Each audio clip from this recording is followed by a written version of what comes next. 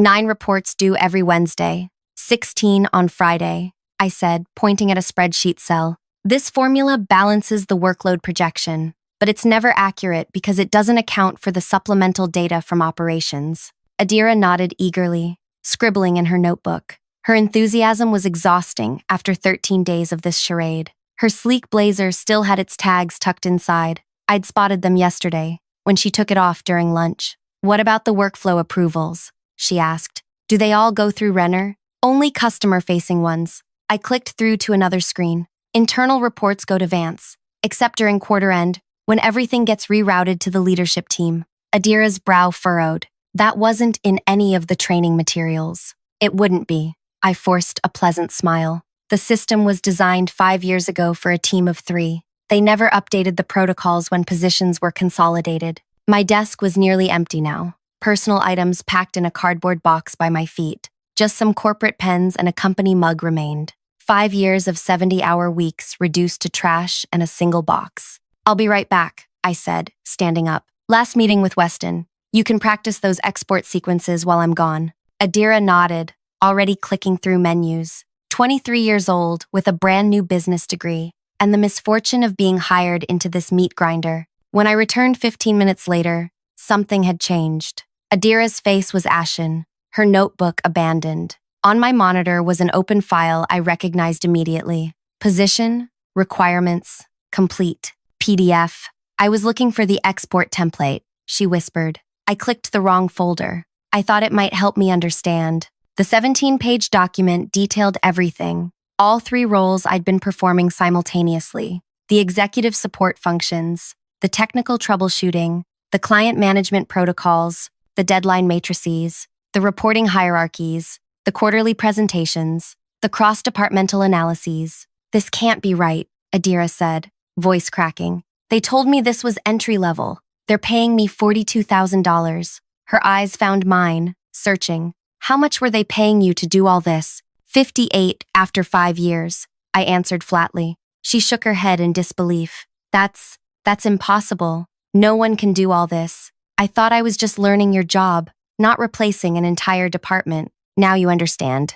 I picked up my box. Good luck, Adira. Wait, you can't just… What am I supposed to? Panic overtook her features. They'll fire me when I can't do this. I paused at the door, sympathy and bitterness warring inside me. That's not my problem anymore. Before we continue further, thank you for listening to this story. If you're enjoying it, please take a second to like this video and subscribe to the channel. Your support means everything, and there's much more to this revenge tale that you won't want to miss. My name is Lavana, and until 3 weeks ago, I was the Administrative Solutions Specialist at a mid-sized company selling industrial equipment. That impressive title translated to being the behind-the-scenes Atlas, holding an entire division on my shoulders. I didn't start out that way. 5 years earlier, I'd been hired as a coordinator, basic data entry, scheduling, and support. Within 6 months, my boss Weston began adding temporary responsibilities.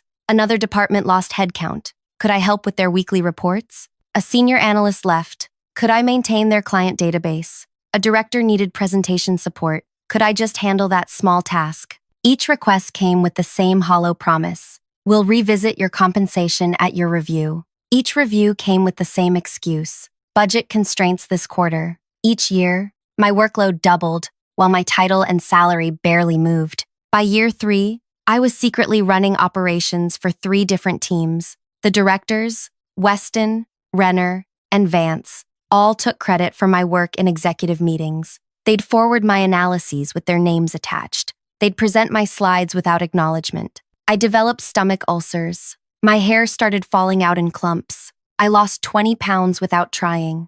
My mother didn't recognize me when I finally visited home last Christmas. Lavana, she'd said, touching my hollowed cheek. What are they doing to you at that place? That question haunted me for months until I finally gathered the courage to request a meeting with Weston and HR last month. I came prepared. A detailed breakdown of my actual duties versus my job description, market rates for each function I performed, documented overtime hours, and specific instances where my work had directly saved or made the company money. Weston leaned back in his chair, barely glancing at my materials. You know budgets are tight right now, Lavana. We simply don't have the resources to adjust compensation mid-year. I'm doing the work of 3 positions, I said, my voice shakier than I'd intended. I just need fair compensation. We appreciate your dedication, the HR representative said with practiced sympathy. But your position is classified at its appropriate level. Then reclassify it, I pushed. Or split the responsibilities appropriately. Weston's expression hardened. If the current arrangement isn't working for you, perhaps we should discuss alternatives. 3 days later, they announced a reorganization. My position would be eliminated, but they'd generously allow me to train my replacement before my departure. With 2 weeks severance, when Adira arrived, bright-eyed and clutching her leather portfolio, Weston had smirked. Just show her the basics. 2 weeks should be enough. Translation: don't let her know what she's really in for. Keep her blind until I'm gone. For 13 days, I did as instructed. I showed Adira the surface-level processes, introduced her around, demonstrated the basic functions of our systems. I didn't mention the executive who'd scream if reports weren't on his desk by 7:30 a.m. sharp. I didn't explain how to handle the client who demanded custom analytics every Tuesday, but refused to provide the necessary data until Monday evening. I didn't warn her about the regional managers who fought like territorial wolves over resources. I told myself it wasn't my problem. The company had discarded me like worn equipment. Why should I care what happened next? Then came day 14, and Adira found the complete requirements document I'd created months ago in a desperate attempt to prove my workload was unsustainable. Now she knew, and I still walked away. My phone rang at 8:42 p.m. that same evening. Lavana? Adira's voice was tight with stress. I'm still at the office. Vance is asking for an operations summary I know nothing about, and Renner just emailed about missing client reports. I let it go to voicemail.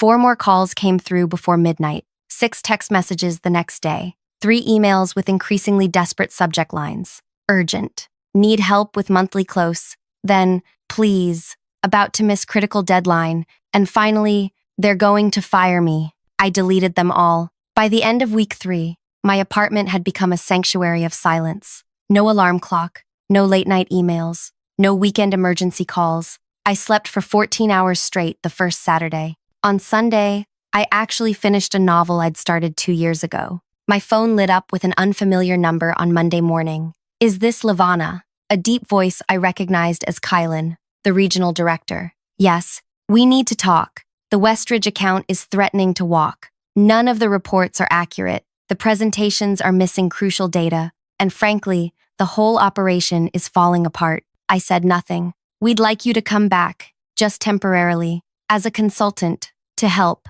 Smooth things over. Name your price. The silence stretched across the phone line as I considered Kylan's desperate request. 5 years of being undervalued, overlooked and overworked. Now they needed me. My consulting rate is $225 per hour, I said finally, with a guaranteed minimum of 30 hours weekly for 6 months. I work remotely except for client meetings, which will be scheduled during business hours only. I'll need written confirmation before I start. That's Kylan began, clearly calculating. That would be triple my former salary. Non-negotiable, I interrupted. And I'll need complete autonomy over my schedule and processes. Another pause. Fine. When can you start? I'll need the contract by tomorrow morning. I'll begin the day after it's signed. 48 hours later, I walked back through the office doors, not as the desperate employee who'd left with a cardboard box, but as an external consultant with leverage. Heads turned as I passed.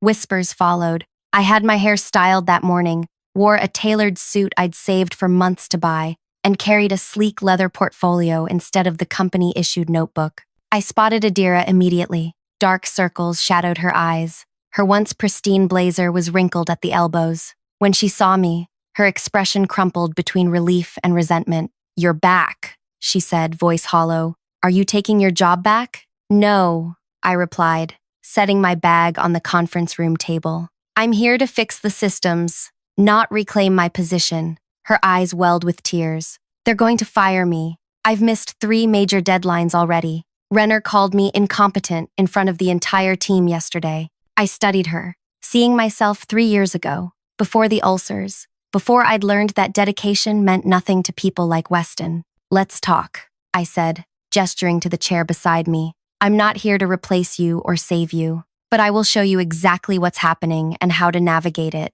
For the next hour, I explained the reality she'd stumbled into, how the executives had systematically combined multiple roles while eliminating positions, how they took credit for work they didn't do, how they deliberately set impossible expectations to keep employees desperate for approval. But why help me now? Adira asked. You just walked away before. Because my goal isn't to punish you, I said. It's to make visible what they've been hiding. My first week back was strategic reconnaissance. I requested access to all systems, access they couldn't deny given the crisis with their accounts. I scanned emails, documentation, projection reports. I uncovered how thoroughly they'd erased evidence of my contributions over the years, replacing my name with theirs on every report and presentation. During client calls, I carefully noted how Weston and Renner blamed staffing transitions for the failures that were actually caused by their own refusal to properly staff the department. They'd promised improvements once the new team member gets up to speed,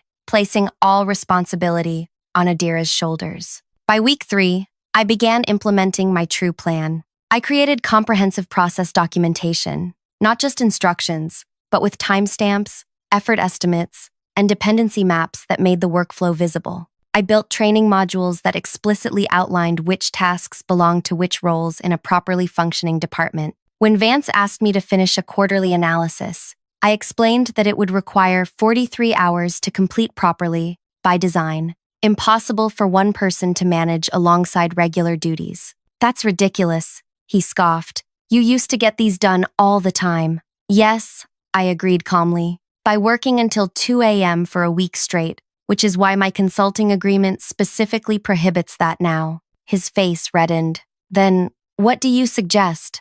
Divide the analysis components appropriately among 3 people, as the process was originally designed. By month 2, I'd mapped every broken process in the department. I'd documented every impossible expectation. More importantly, I'd begun properly training Adira, not as my replacement, but as someone who understood exactly what was reasonable to expect from her role. They're still pushing me to do everything, she confided during our weekly check-in. But now I can push back with actual data. According to the process documentation, this requires director approval before I can proceed. It's like having armor. I nodded. Document everything. Track your hours against the established benchmarks. When they ask for impossible things, respond in writing. The executives grew increasingly uncomfortable with my presence. I'd catch Weston watching me with narrow eyes when I presented unbundled workflow diagrams to the team. Renner stopped making direct requests and began routing everything through project management tools where his demands would be time-stamped and visible.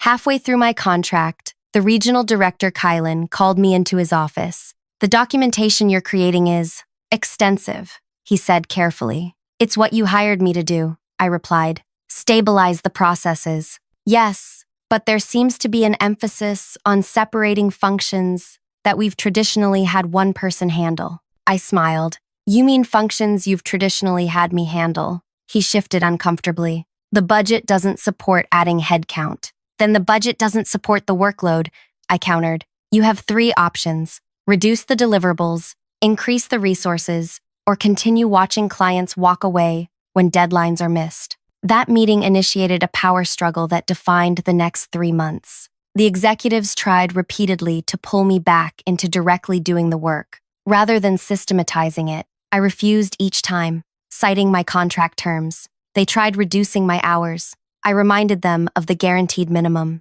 They suggested I train Adira to handle everything like you used to. I provided documented evidence of why that was impossible. Meanwhile, Adira was transforming. The nervous new hire became increasingly confident as she mastered the reasonable portions of her role. She began advocating for herself in meetings, armed with the process documentation I'd created. According to the workflow analysis, she would say when Vance tried dumping additional projects on her, this requires technical expertise from the operations team. Other employees began noticing. They'd approach me cautiously at first, then with increasing boldness. Could you document our department's processes next? Is it true that my job description only covers half of what I'm actually doing? Can you explain how to push back when they ask for impossible timelines? A subtle shift was occurring throughout the office, a quiet revolution of boundaries and documentation that made visible what the company had deliberately obscured for years. By month 5, the crisis point arrived.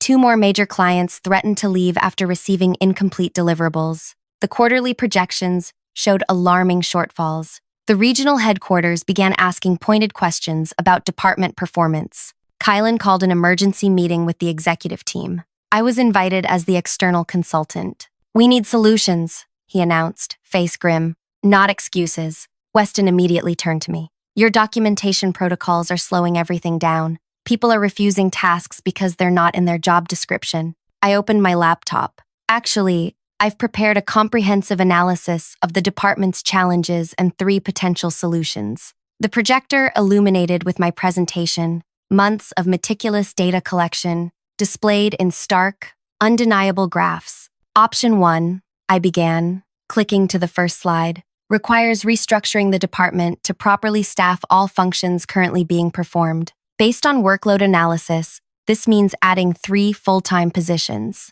Renner scoffed. "Impossible with current budgets." "Option 2, I continued without acknowledging him, involves eliminating approximately 40% of current deliverables to match existing staffing levels." "Our clients would never accept that," Vance interjected. "Option 3 is continuing as you are now, understaffing critical functions while demanding impossible output. My analysis shows this will result in losing approximately 30% of your client base within 6 months as service quality continues to deteriorate." The room fell silent as they stared at the projected losses on the screen. Kylan leaned forward. "These numbers can't be right." "Every calculation is documented in the appendix," I replied, "including 5 years of data showing how consolidating positions has directly correlated with declining client satisfaction and increasing error rates." The tension in the room was thick enough to touch. My heart pounded, but my voice remained steady. This was what I'd been working towards since the day they'd asked me to train my replacement.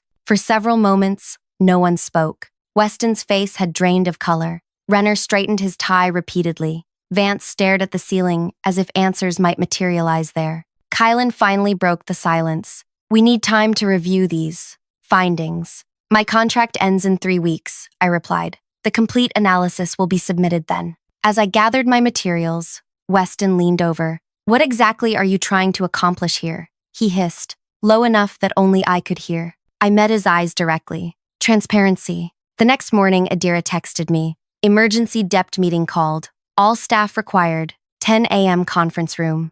I arrived precisely on time, choosing a seat near the back. The room was packed, not just with our department, but representatives from every division. The tension was palpable as Kylan entered, followed by someone I didn't recognize. A sharp-featured woman in an immaculate suit who surveyed the room with clinical detachment. "This is Thalia from regional headquarters," Kylan announced without preamble. "She'll be conducting a comprehensive departmental audit over the next 2 weeks." Weston's smile looked physically painful. "We welcome the opportunity to showcase our operational efficiencies." Thalia's expression remained neutral. "I've reviewed the preliminary findings from your consultant." She nodded toward me. "They've raised significant concerns at the executive level." For the next 2 hours, Thalia methodically outlined the audit process. Every employee would document their actual daily tasks versus their job description. All workflows would be mapped. All overtime would be tracked. All client complaints would be reviewed. As the meeting concluded,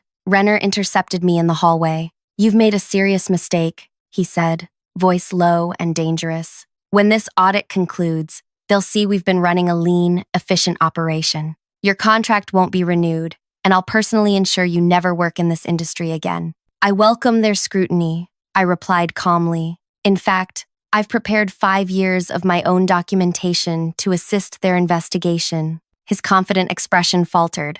"What documentation?" "Everything, Renner. Every after-hours email. Every directive to complete impossible tasks. Every instance where my work was presented as yours. Every denied request for proper staffing or compensation." I watched realization dawn slowly across his face. "You were planning this all along." "No," I corrected him. "You planned it when you decided one person should do the work of 3 for the salary of half." The following days brought a flurry of activity. Thalia's audit team set up in the conference room, interviewing employees one by one. I provided them with my comprehensive analysis, including historical data I'd been quietly archiving for years. Adira emerged from her interview looking stunned. They asked me to compare my actual workload to what I was told during hiring, she whispered. When I showed them the real position requirements document, the auditor literally stopped taking notes and just stared. By week 2, the executives rarely appeared in the office. Closed-door meetings at regional headquarters became the norm. Rumors circulated, budgets being re-examined, organizational charts being redrawn. On day 12 of the audit, my phone rang at 6:30 a.m. Lavana? It was Thalia. We need you at headquarters. 9 o'clock. The regional office occupied the top 3 floors of a downtown high-rise. I was escorted to a spacious conference room where Thalia waited alongside 3 people I recognized as higher-level executives from company photos. "Thank you for coming," said an older man who introduced himself as Barrett, the divisional president. "We've completed our preliminary audit findings." He slid a folder across the table. Inside was a document titled Organizational Restructuring Proposal. I skimmed it, my heart accelerating with each paragraph. "You're implementing option 1, I said, looking up. 3 additional positions." Thalia nodded. "Your analysis was conservative. If anything, we identified 5 roles that had been improperly consolidated." She paused. "We've also discovered concerning patterns in how executives have been claiming credit for work they didn't perform. The purpose of this meeting," Barrett continued, "is twofold. First, to inform you that Weston, Renner, and Vance are being placed on administrative leave pending further investigation." I maintained my neutral expression despite the surge of vindication I felt. "Second," he continued, "to offer you a position." He outlined their proposal: Director of Operational Excellence, reporting directly to regional leadership. Salary more than double what I'd been making before. Full authority to implement the systems I'd been documenting. A team of my own. "Why me?" I asked, genuinely curious. "I'm the one who exposed the problems." "Precisely," Barrett replied. "You identified systemic failures others either couldn't see or chose to ignore. You documented solutions rather than just complaints. And despite having every reason to simply walk away, you created a framework that will benefit the entire organization." I considered for a long moment before responding. "I'll need complete transparency in all communications, written confirmation of my authority to implement changes, and Adira gets promoted to team lead with appropriate compensation adjustment." Barrett smiled slightly. "Already done." She impressed the audit team considerably. 2 days later, I stood before the assembled department staff. The news of the executive's administrative leave had spread quickly. Faces looked up at me with mixtures of hope, wariness, and curiosity. "I'll be brief," I began. "The audit revealed what many of you already knew. This department has been systematically understaffed, while expectations continued to increase. That changes today." I outlined the restructuring plan, the new positions being created, the revised reporting structures. With each point, I saw shoulders relax, expressions lighten. "Adira will be taking over as operations team lead," I announced, gesturing to her. The surprise on her face was genuine. I'd been instructed not to tell her before the announcement. After addressing questions, I returned to what was now my office. As I organized my new workspace, Adira appeared in the doorway. "You planned this from the beginning," she said. "Not a question, but a realization. When you walked out that day, when you ignored my calls, when you came back as a consultant, this was always your endgame."